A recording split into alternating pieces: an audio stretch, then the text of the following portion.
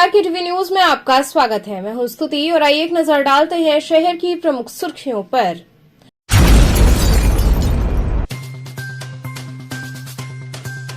प्रधानमंत्री के मन की बात कार्यक्रम के दौरान मालवीय जी व पूर्व प्रधानमंत्री अटल बिहारी वाजपेयी को किया गया नमन।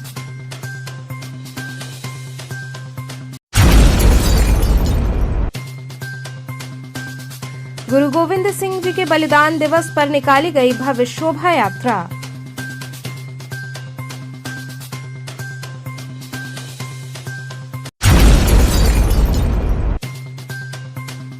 सोनारपुरा स्थित चिंतामणि गणेश मंदिर में श्रृंगार व भंडारे का हुआ आयोजन।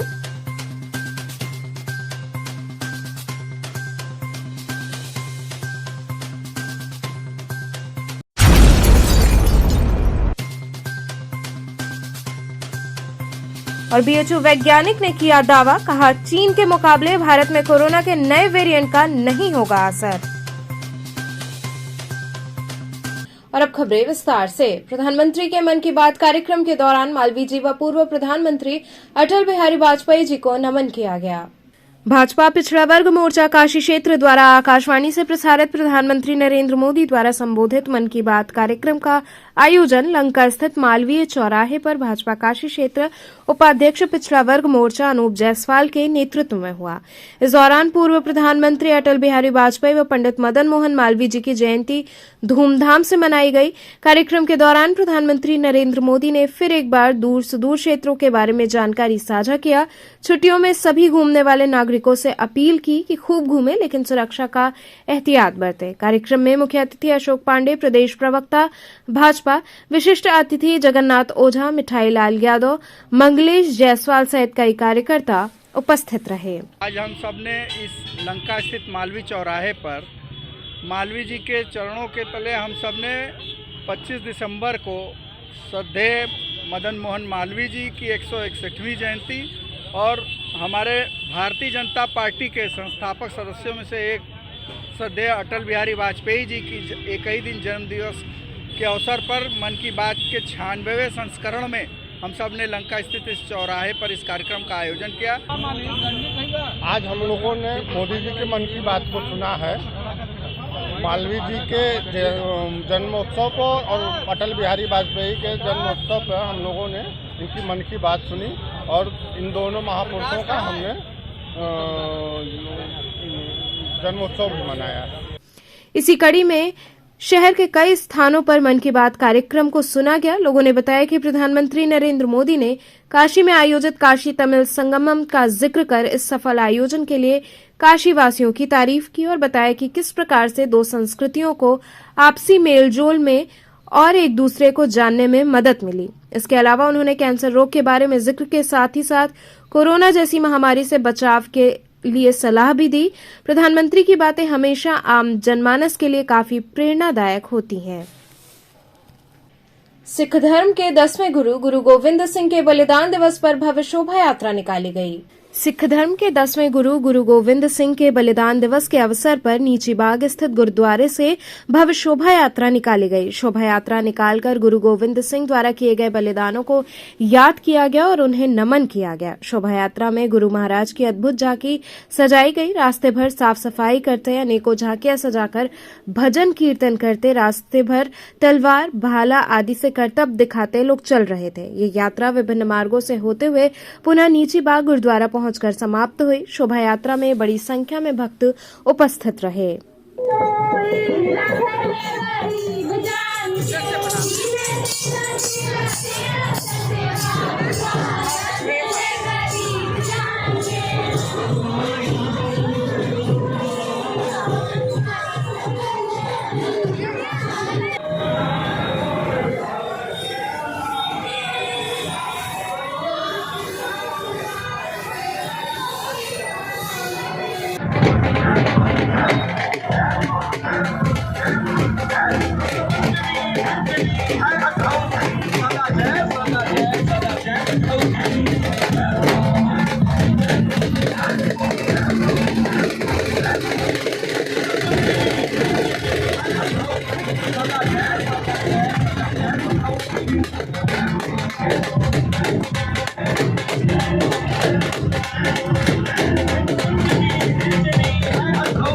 सिख धर्म के 10वें गुरु गुरु गोविंद सिंह जी महाराज, जिन्होंने मानवता की रक्षा हेतु सारे कार्य किए, जात व्यवस्था वर्ण व्यवस्था के खिलाफ, और साथ में ही गुरु गोविंद सिंह महाराज ने सर्वमस्तानी खालसा पंथ के सृजनकर्ता, गुरु और शिष्य की बराबरी का परंपरा देने वाले वीर योद्धा, कर्म योगी, जिन्होंने अपने जीवन में हमेशा ही अन्याय और अत्याचार के खिलाफ संघर्ष किया।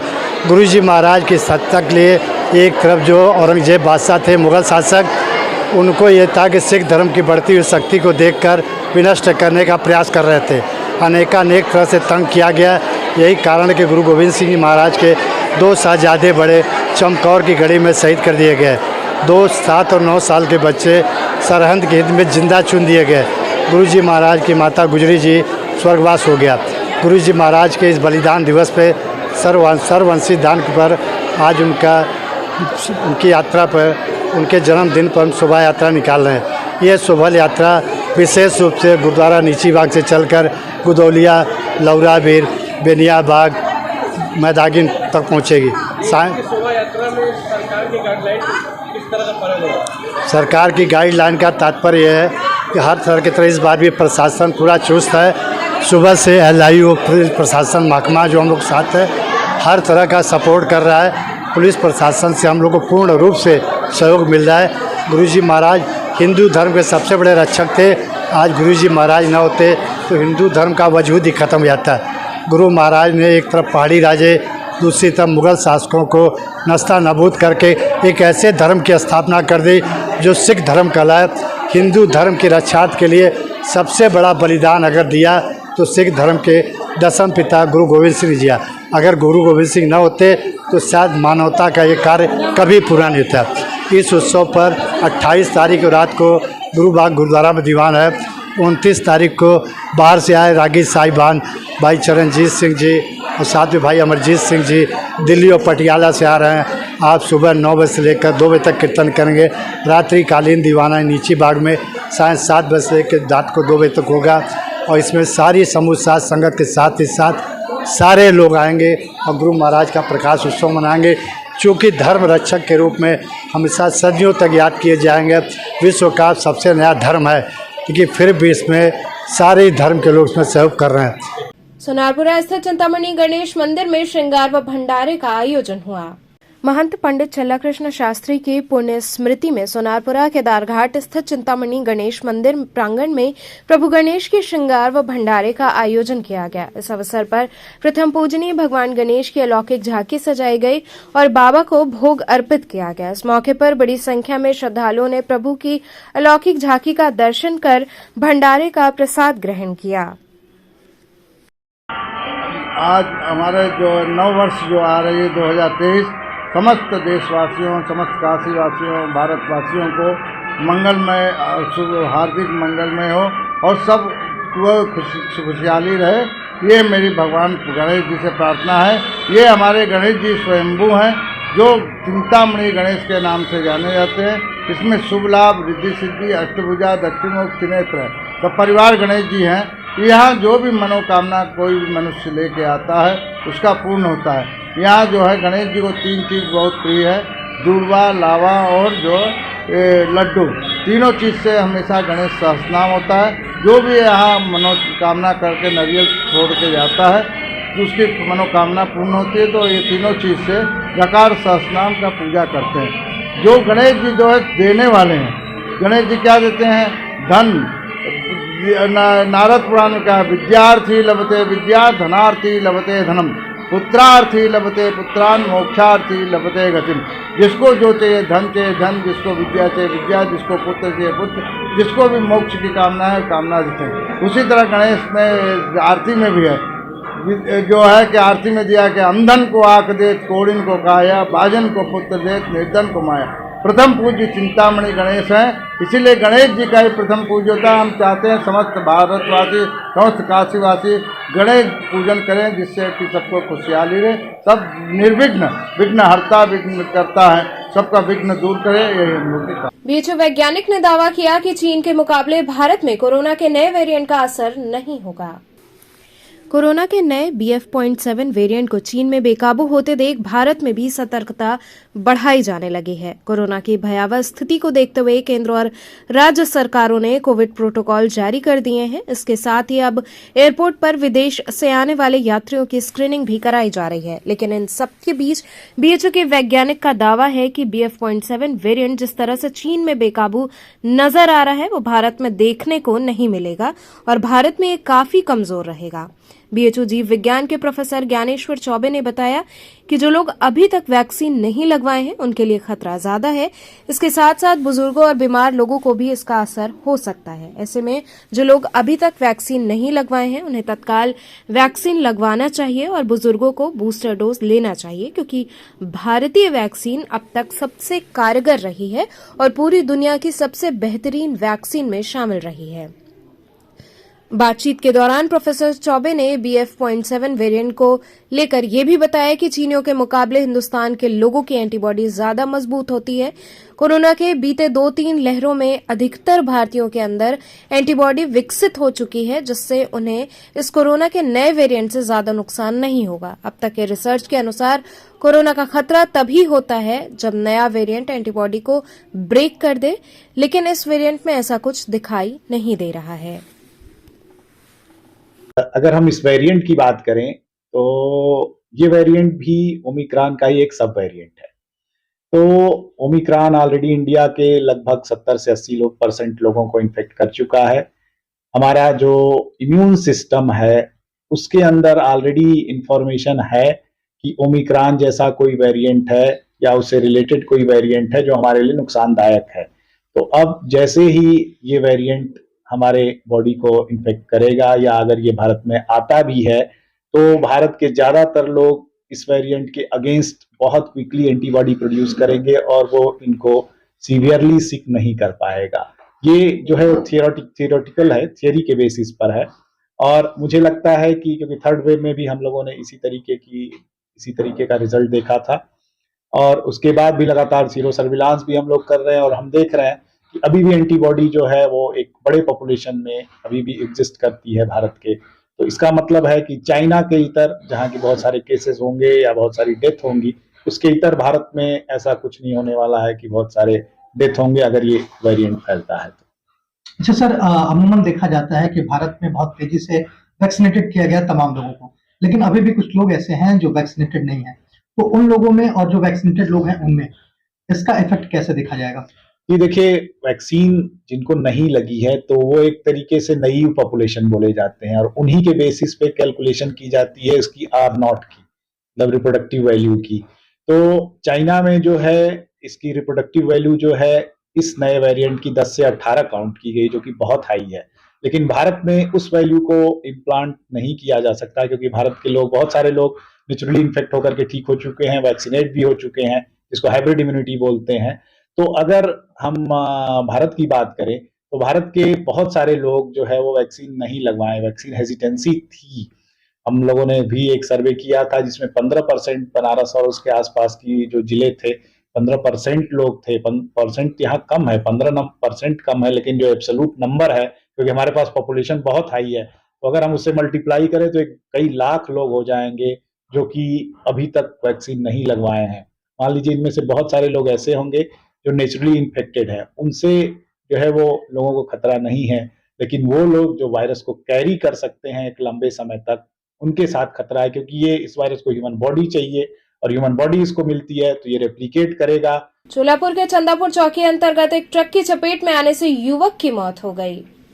चोलापुर थाना क्षेत्र के चंदापुर चौकी के अंतर्गत हरिवल्लमपुर के पास अचानक ट्रक की चपेट में आने से एक युवक की मौत हो गई। मिली जानकारी के अनुसार मौके पर लालपुर चौकी की पुलिस भी सूचना मिलने पर घटनास्थल पर पहुंची थी, लेकिन घटनास्थल चोलापुर थाना क्षेत्र के अंतर्गत हरिवल्लमपुर घटी, जिसकी जानकारी चोलापुर थाने को मिलते ही थाना प्रभारी दुर्गेश कुमार मिश्र व चौकी इंचार्ज विपिन पांडे पुलिस बल के साथ तुरंत घटनास्थल पर पहुंचकर जाम लगाई गई जनता को हटाया और तत्काल शव को अपने कब्जे में लेकर पंचनामा पंचनामा की कार्रवाई करते हुए तत्काल परिजनों को भी सूचित किया। जानकारी के अनुसार मिले आधार कार्ड के अनुसार मृतक रजत वर्मा उम्र 17 वर्ष पुत्र रामप्रकाश सेठ निवासी डिगिया जैतपुरा का बताया जा रहा है।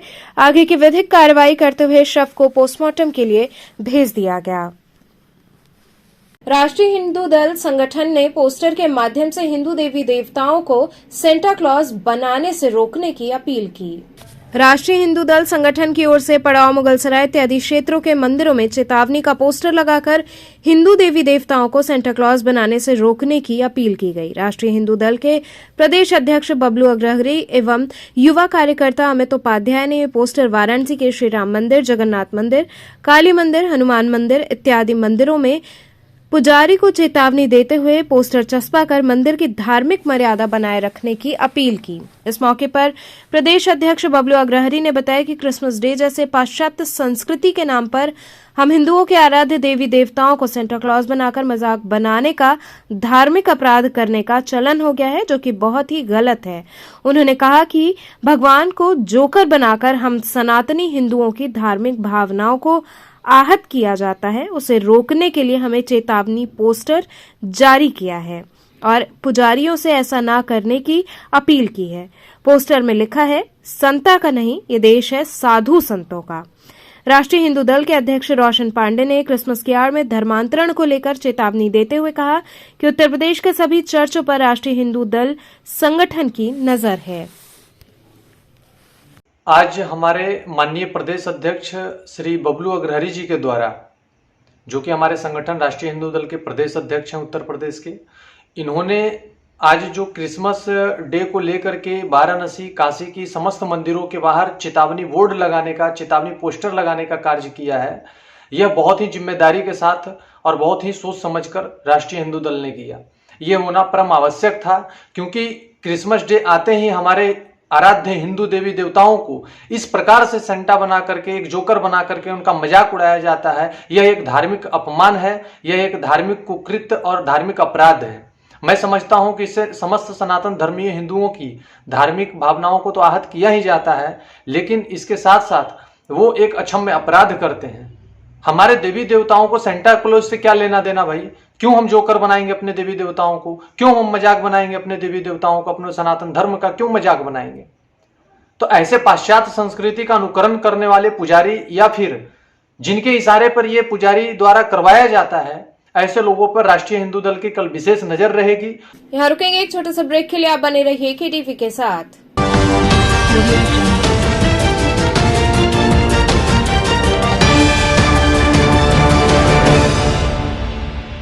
खबरों से जुड़े रहने के लिए हमारे चैनल केटीवी वाराणसी को सब्सक्राइब करें और लेटेस्ट अपडेट्स के लिए बेल आइकन को प्रेस करें।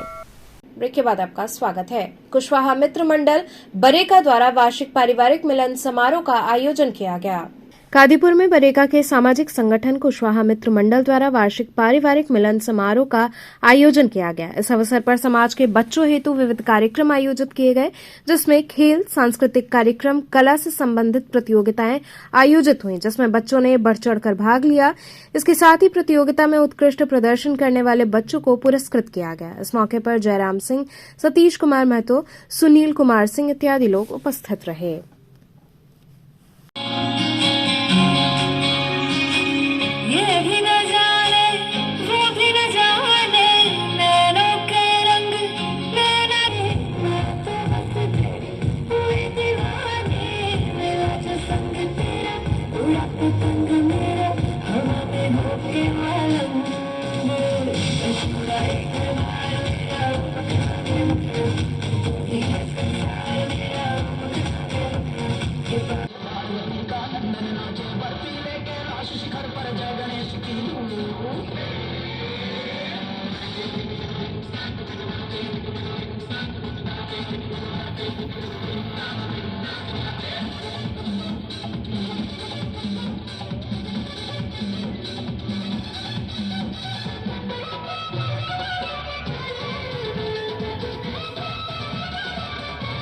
मंडल का प्रोग्राम हर वर्ष 25 दिसंबर को किया जाता है। ये लगभग 1967 से ही इसकी स्थापना हुई है कुशवाहा मित्र मंडल की। तब से ही ये सालाना एक प्रोग्राम हम लोग करते हैं। जिसमें सांस्कृतिक प्रोग्राम और खेल कूद और बुज़ुर्गों के लिए भी खेल कूद और बच्चों के लिए प्रतियोगिताएं, सामान्य ज्ञान प्रतियोगिताएं और भी बहुत सारी प्रतियोगिताएं इसमें हम कराते हैं, जिससे बच्चों का मनोबल बढ़े और उन्हें हम मार्कशीट के आधार पर, मेरिट के आधार पर उन्हें सांत्वना पुरस्कार भी देते हैं। जिनका परसेंटेज ज़्यादा होता है उन्हें पुरस्कृत करते हैं और साथ साथ हम लोग एक बढ़िया सांस्कृतिक कार्यक्रम भी करते हैं बच्चों के लिए। इस तरह के कार्यक्रमों का उद्देश्य क्या है? इस तरह के कार्यक्रम का उद्देश्य ये है कि हम अपने समाज को जागृत करना चाहते हैं कि आप आगे आएँ, आगे बढ़ें और समाज अपने नए मुकाम को छुए। बस यही हमारी उद्देश्य है।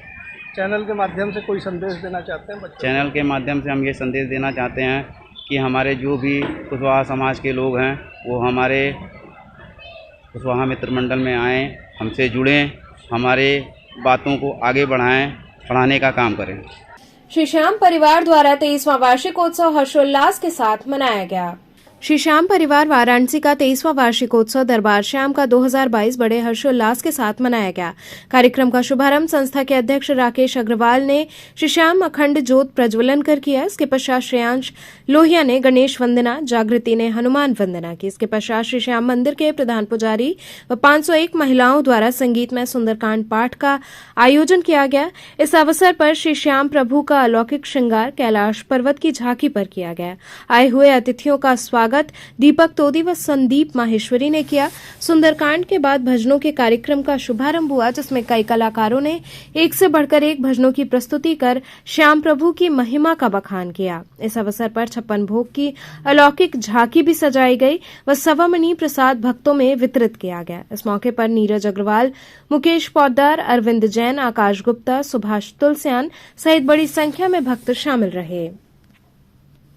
राकेश जी, किस तरह का आज कार्यक्रम संपन्न हो रहा है? श्री श्याम परिवार वाराणसी आज अपना 23वां वार्षिक उत्सव दरबार श्याम का मारवाड़ी संघ में मना रहा है। कार्यक्रम का शुभारंभ सर्वप्रथम श्री श्याम अखंड ज्योत प्रज्वलन के साथ किया गया। इसके पास श्री श्याम मंदिर के प्रधान पुजारी संजय हजारी जी द्वारा सुंदरकांड का पाठ किया जा रहा है। इसके पश्चात कोलकाता से पधारी करिश्मा चावला और अनमोल शुभम पराशर द्वारा श्याम प्रभु का अनमोल भजन सुना से जाएंगे। कितने दिन का है ये कार्यक्रम? ये एक दिवसीय कार्यक्रम है जो सुबह दोपहर में 1 बजे प्रारंभ है और रात को 10 बजे तक चलेगा। सर्किट हाउस में नवनिर्वाचित बार के पदाधिकारियों को सम्मानित किया गया। सर्किट हाउस में भारतीय जनता पार्टी के द्वारा सेंट्रल बार, बनारस बार, तीनों तहसील बार के नवनिर्वाचित 2023 के पदाधिकारियों को सम्मानित किया गया। वहीं सम्मानित करने वालों में भाजपा के मंत्री दयाशंकर मिश्र ने बार एसोसिएशन के नवनिर्वाचित पदाधिकारियों को शॉल व मेमेंटो देकर सम्मानित किया और उन्हें अपनी शुभकामनाएं दी। भारतीय जनता पार्टी काशी क्षेत्र के द्वारा आज बनारस बार, सेंट्रल बार, पिंडरा बार, जो तहसील का बार है, कमिश्नरी बार, ऐसे जितने भी बनारस में बार के चुनाव होते हैं उन सब के विजेता पदाधिकारियों को आज यहाँ सम्मानित किया गया। और आपने देखा कि सभागार में आज कैसे काशी का जो अधिवक्ता समाज है उन सब लोगों ने बड़ी भारी संख्या में यहाँ भाग लेकर आज अपने भाइयों के होते सम्मान को देखकर निश्चित ही उनको प्रेरणा मिलेगी और आगे के लिए एक ऐसा मार्ग प्रशस्त होगा उन सभी के लिए।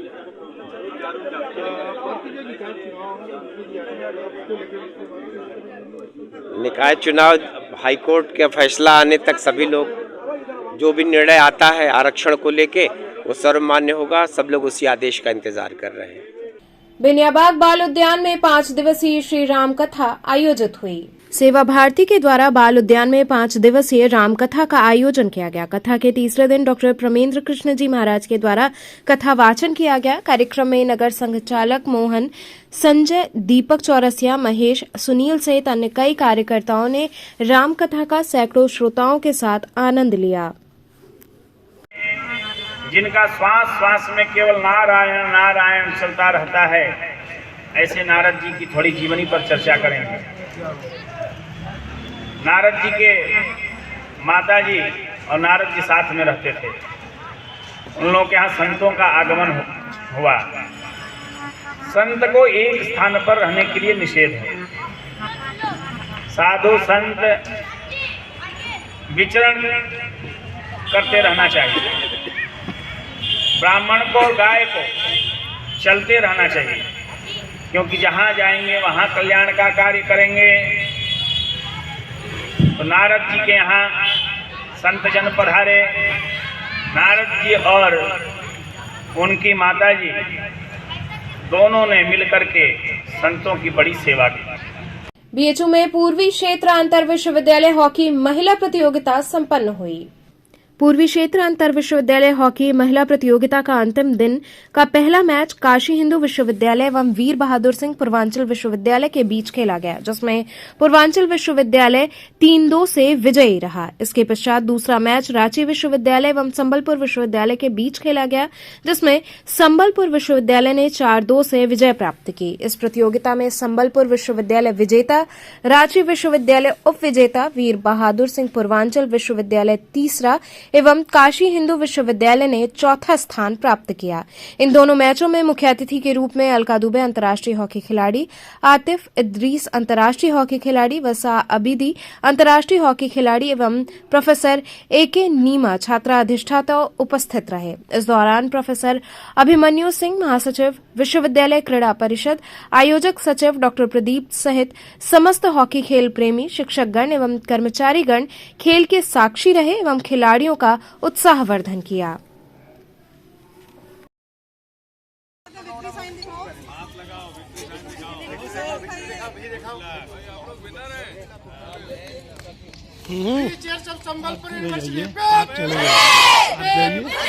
एक मिनट हाथ लगाओ तो बेटा।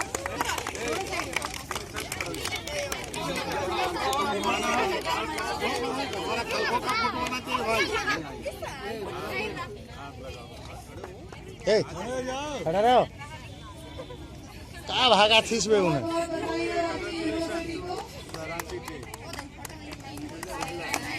आज किस प्रकार का यहाँ आयोजन हुआ है? कौन कौन सी टीम आपस में यहाँ पर खेली गई है और कौन विनर हुआ है? पहले तो 4 टीम जो है कि Sambalpur university, Ranchi university, BBS Purvanchal university और बीएचयू 4 क्वालिफाई किए हैं ऑल इंडिया इंटर जोन के लिए। और हमारा आपस में जो टूर्नामेंट जो मैच हुआ था लीग में, वो मैच में हम लोग पहला मैच जो है बीएचयू से हम लोग 6-0 जीते थे और 4-0 जीते थे पूर्वांचल से। आज हमारा टारगेट था कि हम रांची को मारे। अगर रांची ड्रॉ करता तो रांची गोल एवरेज में फास्ट हो जाता, लेकिन हम लोग का स्ट्रेटेजी जो था कि हम आज उनका ऊपर हावी हुए और शुरू से ही गोल मारे और उसमें हम लोग सक्सेस हुए, जो कि 2-0 गोल हम लोग फर्स्ट क्वार्टर में मार दिए तो उनका ऊपर प्रेशर रहा और हम लोग लास्ट तक जो है लास्ट 2 मिनट बाकी तक हम लोग 4-0 पे लीड किए और आज हम लोग चैंपियन बने। आने वाले समय के लिए आप विद्यार्थियों को कोई संदेश देना चाहेंगे? आने वाले मतलब अभी हम लोग जैसे 4 तारीख से हमारा स्टेट एक इंटर यूनिवर्सिटी टूर्नामेंट कर रहा है भुवनेश्वर में। लाखों रुपया का जो टूर्नामेंट है वो हमारा बच्चे जा रहे हैं खेलने के लिए। फिर यहाँ से वो टूर्नामेंट के बाद फिर पटियाला जाएंगे। और मेरा कहने का मतलब ये है कि बच्चे को जो है कि ये जो प्रोत्साहन राशि भी जरूरी है कि बच्चे को आगे के भविष्य के लिए उनको पढ़ाई का खर्चा हो, चाहे किट के लिए हो, जो भी हो, और आगे के लिए इनका भविष्य और आगे बढ़ेगा और जो कि अच्छा रहेगा। कितनी कौन टीम आज जीती? कुल 22 टीमें पार्टिसिपेट की थी और आज इस कंपटीशन का अंतिम दिवस था। 4 टीमों ने ऑल इंडिया टेस्ट के लिए क्वालिफाई किया है, जिसमें Sambalpur university, Ranchi university, Purvanchal university Jaunpur और काशी हिंदू विश्वविद्यालय है। ये टीमें ऑल इंडिया इंटरस्ट्री में इस जोन का प्रतिनिधित्व करेंगी। हर जोन से 4-4 टीमें आती हैं, उसमें ये चारों टीमें हैं। आज अच्छा हॉकी देखा हम लोगों ने। दोनों टीमें बड़ी अच्छी हॉकी का वो किया। इस दौरान 2 इंटरनेशनल प्लेयर यहाँ पे अवेलेबल थे, उन्होंने बड़ी गेम का तारीफ किया। सब विनिंग टीम जो जीती है, सर डिफरेंस क्या था गोल का? गोल का 4 और 2 का 2 गोल का डिफरेंस थे। सर स्टूडेंट को अपनी तरफ से कुछ विशेष देना चाहिए? खेल हॉकी एक बहुत ही चूँकि भारत का नेशनल खेल है और इस तरह की प्रतियोगिताएं छात्राओं के अंदर हमारे पास अभी तक लड़कियों की टीम नहीं थी और स्पोर्ट्स कोटे में एडमिशन के माध्यम से हम लोगों के यहाँ अब 2-3 सालों से ये टीम बनी है और काशी हिंदू विश्वविद्यालय भी वुमेन हॉकी में अच्छा करेगा भविष्य में और बाकी लोगों के लिए भी है कि वो ज़्यादा से ज़्यादा हॉकी खेलें और देश का राष्ट्रीय खेल ऊपर की तरफ जाए, चूँकि ओलंपिक लेवल पे भी लास्ट ओलंपिक से अच्छा करना शुरू किया है दोबारा और हमें लग रहा है कि हॉकी का भविष्य अच्छा है। अखिल भारतीय मध्वेशीय वैश्य सभा द्वारा कंबल वितरण का आयोजन किया गया। अखिल भारतीय मध्वेशीय वैश्य सभा जिला वाराणसी के कार्यालय परिसर में हर वर्ष की भांति इस वर्ष भी राष्ट्रीय अध्यक्ष मनोज मध्वेशीय के नेतृत्व में पूर्व प्रधानमंत्री अटल बिहारी वाजपेयी की जयंती के उपलक्ष्य में कंबल वितरण का आयोजन किया गया, जिसमें क्षेत्र के लगभग 500 लोगों को कंबल दिया गया। कार्यक्रम में मुख्य रूप से मनोज मध्वेशीय, जितेंद्र कुमार मध्वेशीय, रमाशंकर मध्वेशीय इत्यादि लोग उपस्थित रहे। सभा जिला वाराणसी के द्वारा सुमित कुमार मल्लेशिया जो जिला अध्यक्ष हैं और मल्लेशिया समाज के द्वारा आज एक कंबल वितरण का कार्य हुआ है, जो कि एक सराहनीय कार्य है। मंडी धीरे धीरे अपनी चरम पर बढ़ रही है।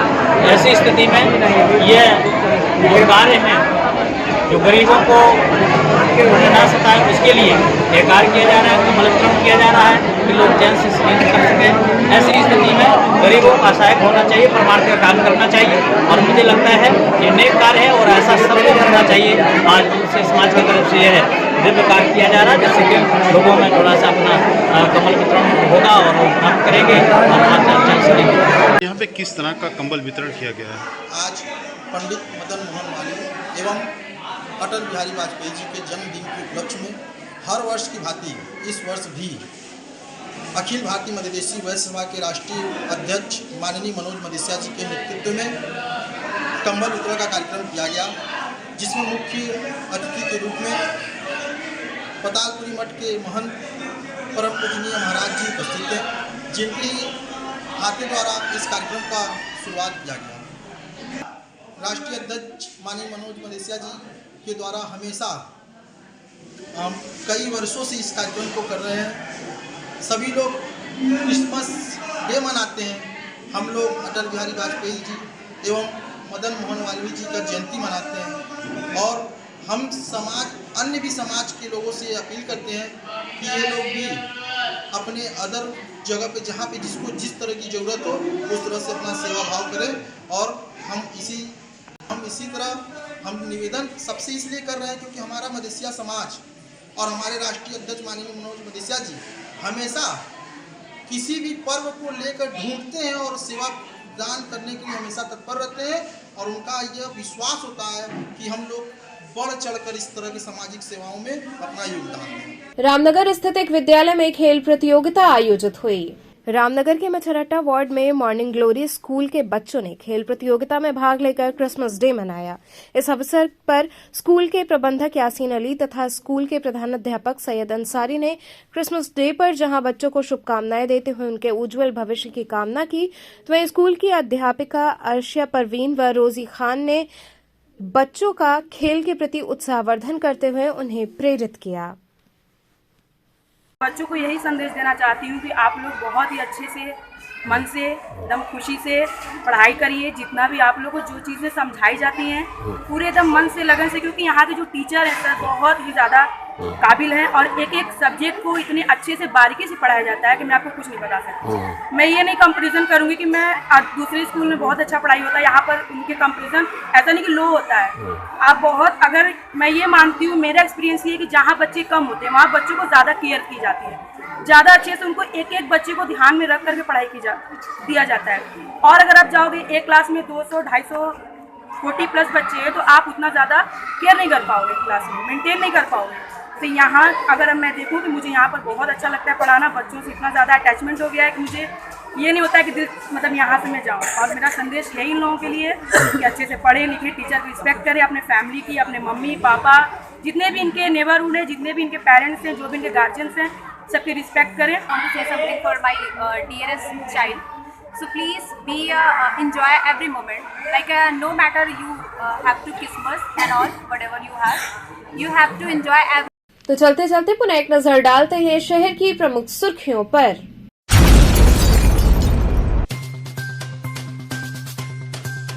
प्रधानमंत्री के मन की बात कार्यक्रम के दौरान मालवीय जी व पूर्व प्रधानमंत्री अटल बिहारी वाजपेयी को किया गया नमन।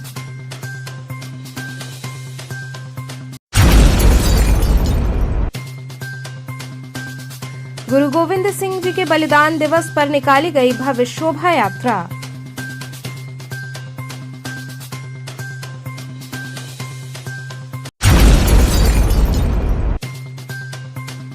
सोनारपुरा स्थित चिंतामणि गणेश मंदिर में श्रृंगार व भंडारे का हुआ आयोजन।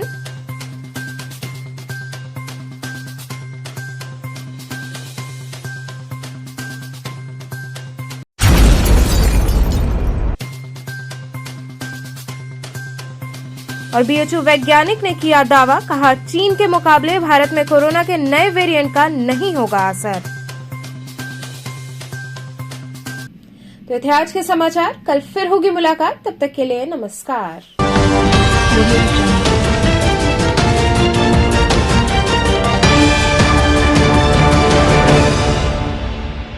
खबरों से जुड़े रहने के लिए हमारे चैनल KTV वाराणसी को सब्सक्राइब करें और लेटेस्ट अपडेट्स के लिए बेल आइकन को प्रेस करें।